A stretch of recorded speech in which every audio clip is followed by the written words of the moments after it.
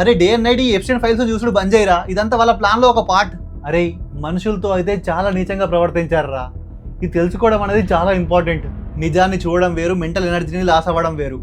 అంటే వాళ్ళలో ఉన్న మోస్ట్ పవర్ఫుల్ పీపుల్ అండ్ మన ఐడల్స్ అందరూ ఈ లిస్ట్లోనే ఉన్నారా? మరి వాళ్ళు కనుక అనుకుంటే ఈ ఫైల్స్ని మన వరకు చేరకుండా ఆపలేరా? ఆపగలరు. మరి ఎందుకు రిలీజ్ చేస్తున్నారు?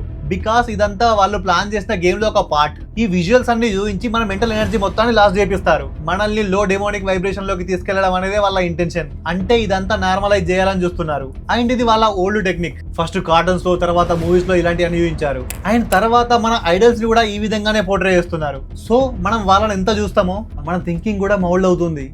నేను కూడా కొద్ది రోజుల నుండి చాలా డిప్రెస్డ్గా ఉన్నా.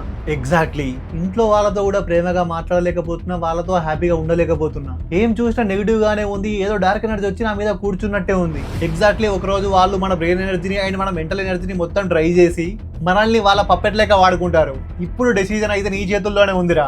నీకు ఆ దేవుని పాజిటివ్ వైబ్రేషన్స్ లో ఉండాలని ఉందా, లేక ఇలాంటివన్నీ కన్జ్యూమ్ చేసి నీ బ్రెయిన్ మొత్తం నాశనం చేసుకోవాలని ఉందా?